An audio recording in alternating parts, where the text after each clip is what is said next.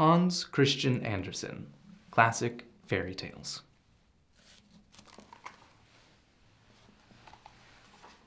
The Storks.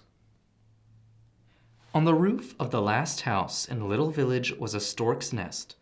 A mother stork sat in it, and 4 young ones were stretching forth their little heads with the pointed black beaks, which had not yet turned red like those of the old birds. At a little distance, the father stork stood upright and almost immovable on the ridge of the roof. He had drawn up one leg in order not to be quite idle, while he was watching over his nest like a sentry. He stood so still that one might have thought he was carved in wood.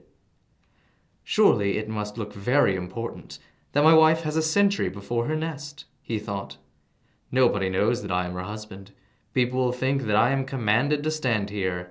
That looks so distinguished. And he continued to stand on one leg. A crowd of children were playing below in the street. No sooner had they noticed the storks than one of the pluckiest boys began to sing an old ditty to tease them. Soon all his playmates joined in, but they only repeated what he could remember of it. Fly away, stork, fly away, stand not on one leg all day, while your dear wife in the nest gently rocks her babes to rest.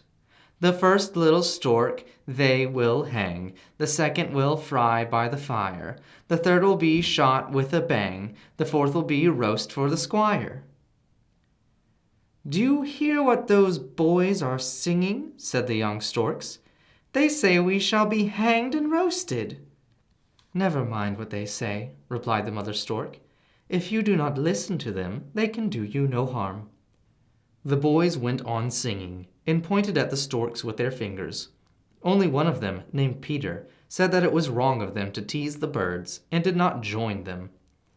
The mother stork comforted her children. You must not pay attention to them. Look at your father, how quietly he stands there on one leg. Oh, we are so frightened, said the young ones, and then they hid their heads in the nest.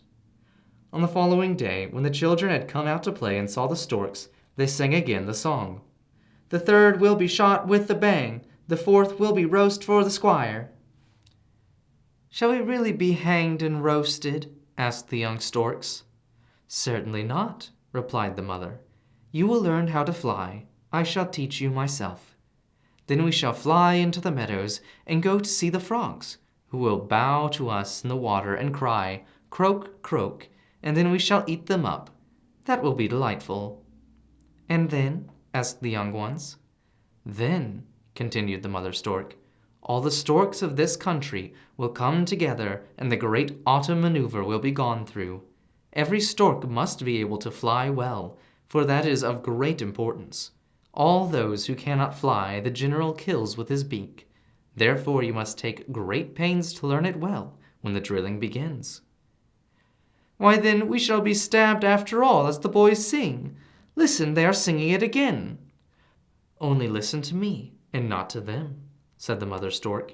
After the great autumn maneuver, we shall fly away from here to warmer countries. Far away over mountains and woods, we shall fly to Egypt, where you shall see 3-cornered stone houses, the pointed tops of which almost touch the clouds. People call them pyramids, and they are much older than a stork can imagine. There is a river in that country which rises every year over its banks, covering the whole land with mud. We shall walk about in the mud and eat frogs. Oh, how charming, cried the young ones. Yes, indeed, that country is very pleasant. We shall do nothing there but eat all day long, and while we shall be so comfortable there, they will not have a single leaf on the trees in this country, and it will be so cold that the clouds will freeze and fall down on the ground in little white rags. She meant, of course, the snow, but she could not otherwise explain it. Will the naughty boys also freeze to pieces? Asked the young storks. No, answered the mother. They will not freeze to pieces, but they will not be very far from it. They will have to stay all day long indoors in the gloomy room, whereas you will fly about in foreign lands where the warm sun shines and many flowers are blooming. After some time, the young ones had grown so tall that they could stand upright in the nest and look about into the neighborhood. The father stork returned every day with frogs and little snakes and all sorts of stork dainties which he had picked up.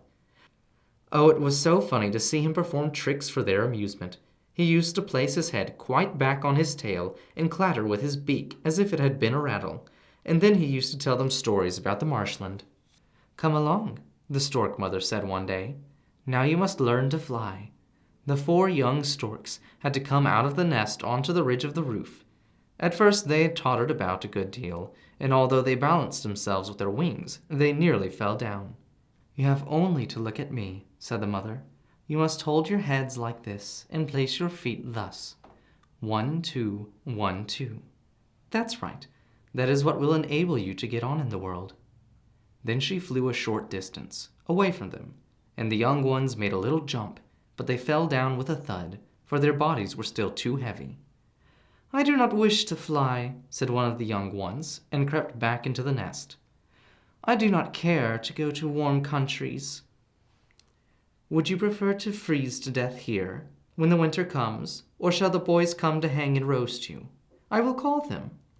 "Oh, no, no, dear mother," said the young stork, hopping out on the roof again to the others. On the 3rd day they could already fly a little, and now they thought they would be able to soar in the air like their parents. They tried to do so, but they tumbled down and had quickly to move their wings again.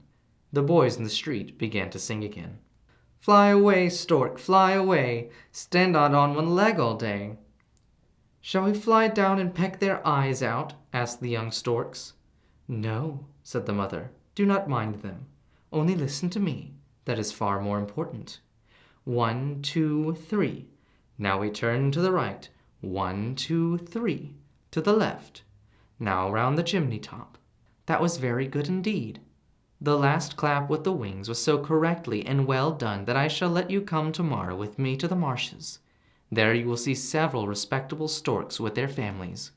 You must let them see that my children are the prettiest and best behaved. You must proudly stride about. That will look well, and by this you will gain respect." "But shall we not punish those wicked boys?" asked the young storks. "Let them cry as much as they like. You will rise high into the clouds and fly away to the country of the pyramids while they are freezing and have not a single green leaf nor a sweet apple." "We shall take our revenge upon them," whispered the little ones, and went on practicing. Of all the boys in the street, none was more bent upon singing the song than the one who had first started it, and he was quite a mite, not more than 6 years old. The young storks thought he was more than 100 years old, because he was so much taller than their father and mother, and what did they know about the age of children and grown-up people? They made up their minds to take their revenge upon this boy, because he was the first to sing the song and was never tired of going on with it. The young storks were very angry with him, and the older they became, the less they would suffer it. At last the mother had to give them the promise that they should be revenged, but not until the day before their departure. "We must first see how you will behave at the great maneuver. If you do badly, so that the general has to thrust his beak through you, the boys will be right, at least in a way. But let us see." "You shall see," said the young ones, and took still greater pains. They practiced every day, and soon they could fly so well that it was a pleasure to see them.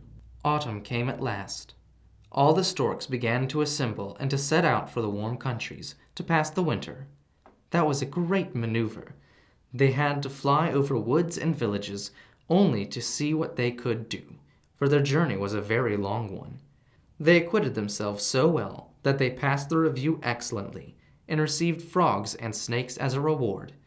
That was the best certificate, and they could eat the frogs and the snakes, which was better still. "Now we shall take our revenge," they said. "Certainly," cried the mother stork.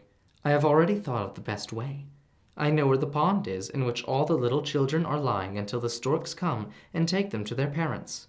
The pretty little babies sleep there and dream so sweetly, much more sweetly than they will dream ever after.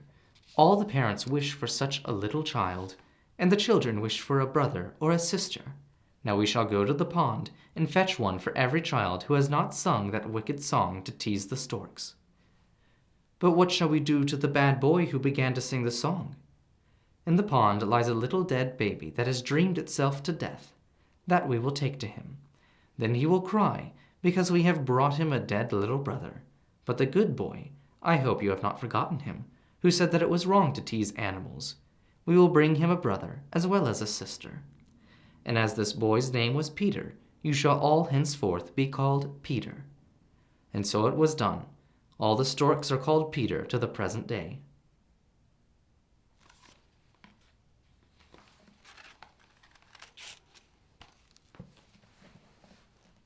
The end.